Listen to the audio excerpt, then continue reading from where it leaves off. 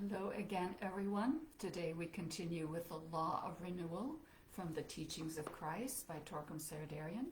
And I will read some wonderful passages, and then we will do a second part of the visualization meditation. So let me just make sure everything is working here, and we will continue. There we go. Okay, we will continue. Okay, so before we start, we will say part 2 of a daily discipline of worship. And if you know it, say it with me or close your eyes and just imagine the sun and the light increasing. And we say, "O sphere of light, advancing and elevating goodness, may my soul rise with you, expressing goodness in all its contacts."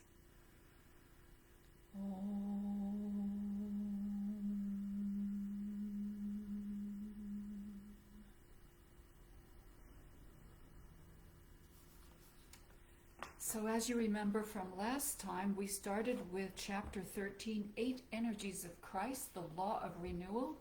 I read a few passages, and then we did a first pass through the visualization that's given on pages 228 and 229 of this wonderful book, Volume 1, Teachings of Christ. And so today I'm going to read a few more passages for you to think about. And you will notice that these passages are a little bit more self-confrontational. And I wondered, why do the teachers of ageless wisdom sometimes really are very tender and loving, and other times really hard and confrontational? And I thought it's because they want us to wake up.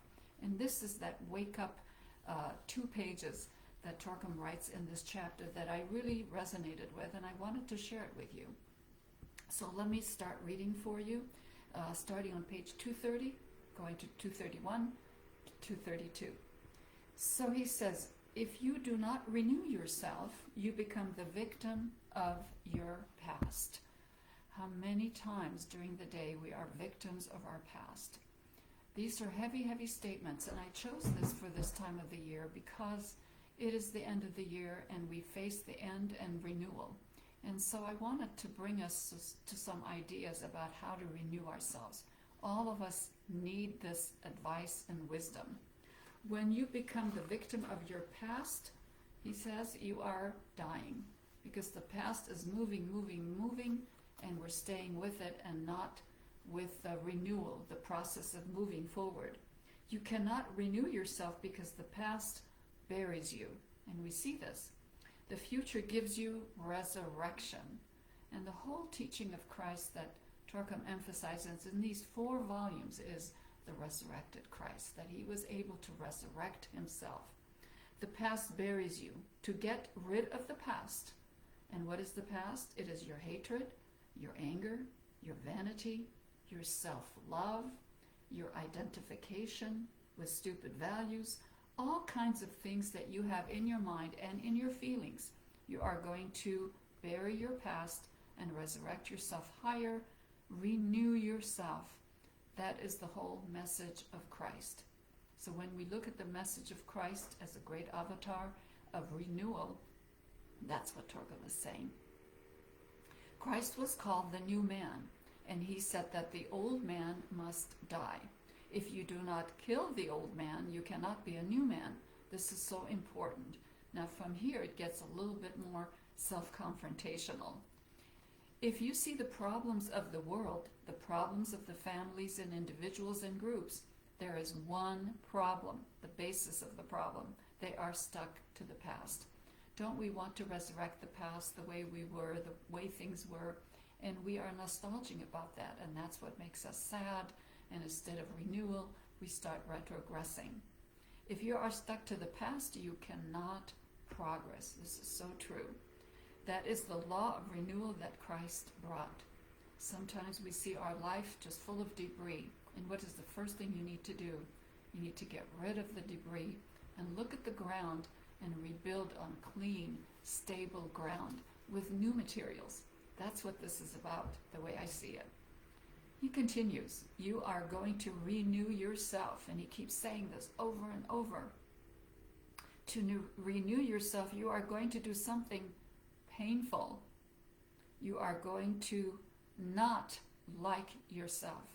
So oftentimes in many of our teachings, many of the wisdom teachings and self-help teachings, there is this self-acceptance that we must have in order to have a healthy self-image. But here he's saying you are not going to like yourself. Which part of ourself are we not going to like? This is really brought out here. Be disgusted with yourself. Say, yuck, I really don't like myself. When a woman, a man starts loving herself or himself, there is no hope. He's talking about self-love in terms of vanity, instead of in terms of pretense and lies and pretending that we are something that we are not. Okay, there's falsity there, that in our souls we know there is a falsity. She can make, or he can make, lots of noise, lots of show off, but that is not progress. Okay, here's a definition of progress, which is continuous renewal, renewal, renewal, regeneration. Until that man or that woman comes to the point where he or she dislikes himself or herself, there will be no progress. So you're going to think very, very carefully, what part of me do I not like? What part of me is the soul, the eternal, the divine? But that part of me that I do not like, all my old memories and old, the past hatreds, angers, vanities, self-love, and show-offs, those are the parts that just no longer work. They're debris in my life. Okay, I really don't like myself in this shape, in this manner, in these thoughts, in these feelings. And what an icky thing this is, I'm going to get rid of it. Okay, so think of those things as debris that's fallen around you, and you're going to look and say, this is not me. This is not what I want in my life. Now, if you do this, you have a chance to progress. But if you are very content and happy and satisfied with what you are, there is no hope. Even if the Pope comes and tells you you are saved, you are not saved until you change yourself. And this is the image that I keep having, is this big mound of rubble around us called old habits, old memories, old wannabes, old show-offs, old ego, old self-images that's just fallen all around us. And we look at it and say, yuck, but what am I going to do? Well, to renew, you have to remove that stuff first, right? Okay, this renewal must be your own labor. You can't just say, I'm going to hire 50 people and trucks and have them come and haul it away. Now, we have to have our own sweat and tears into it and say, this is not me anymore.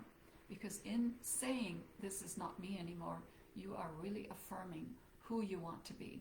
You are saying, that rubble is not me, but what is me? I want to find out. Nobody can teach you. Okay, all these teachings are guidelines for us, but they can't just be injected into our brain and make us change unless we take it and we chew on it and we use it to transform our life. It is more important than any book, than any lecture, than any instruction. You are going to stand on your feet and say, I want to renew myself. I don't like the old me. When you do that, you will see the progress that you are making. So that's where I want to stop for the reading today. Listen to these pages a few more times. Close your eyes and just listen. What is he really saying? And look at your life. When I started reading this and looking at my life, the image came of rubble, of things that I don't use anymore. Start cleaning out your closet, cleaning out your chest of drawers, cleaning out your bookshelves, and saying, I don't need these anymore. I don't need these books, these clothes, these habits, these emotional feelings. They're debris. They're cluttering my life, and I need to get rid of them. Okay? So, if you're ready with that thought, let's go ahead and do the second layer of this visualization. I love it. We will do just a little bit deeper today. And if you haven't done the first part, go back and watch the first part, do that beginning, and then do this one. And then next week, we will do the final full visualization. Okay, so if you're ready, sit up straight and always put a smile so you're relaxed and you're looking toward the future, and relax and relax. And let's take deep breaths.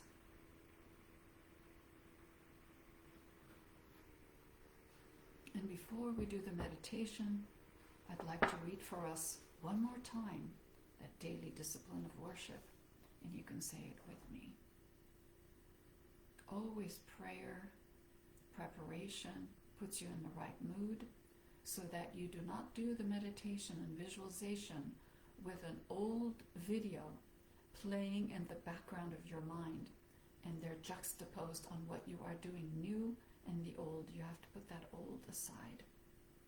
So now think of the sun rising, a sphere of light, advancing and elevating goodness.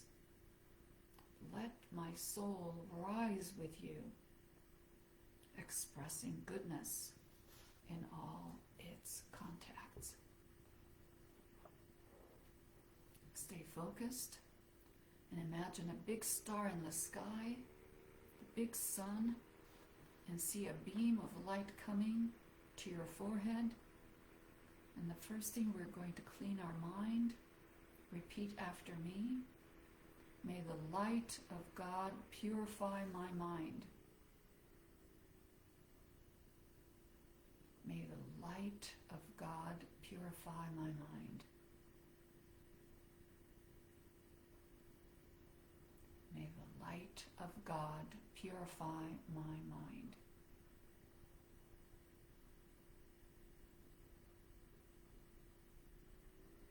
And make a commitment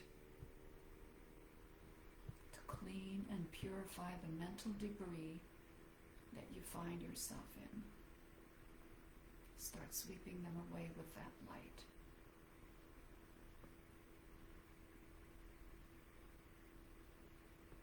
Now we remember that light again and have it come to your emotions. Have it come to the emotional body, another layer of the debris, and repeat after me. May the love of God purify my heart. May the love of God purify my heart. May the love of God purify my heart. And imagine moving another layer of debris. Remove them, sweep them away. Put them in a truck that you're going to drive and take them to the dump to be recycled. They're going to be put into the earth so the earth would purify them. Now visualize again that light coming to our physical body, and repeat after me. May the energy of God purify my body. May the energy of God purify my body. May the energy of God purify my body.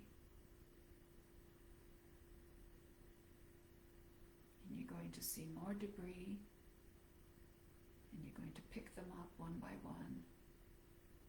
Put them in the recycle truck.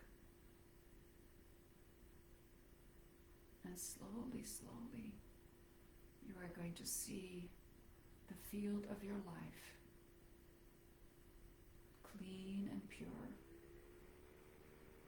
And just stand there. See yourself in pure light.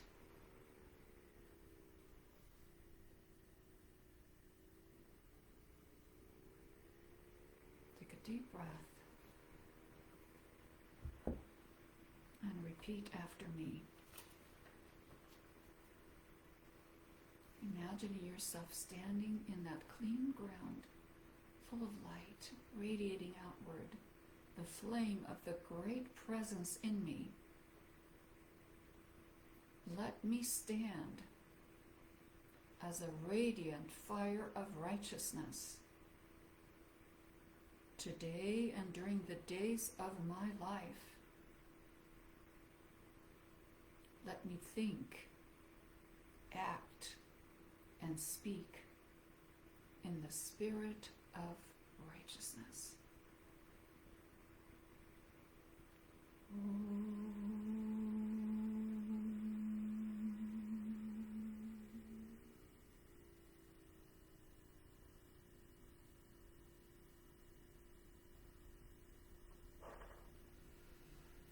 Thank you for being with me and joining these wonderful Monday morning inspirations.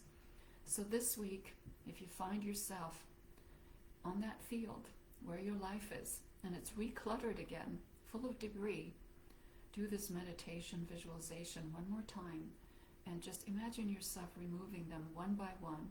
You can create your own drama, remove them layer by layer, but you're always helped by the power and the light and the love of God, or the Son of the great ones.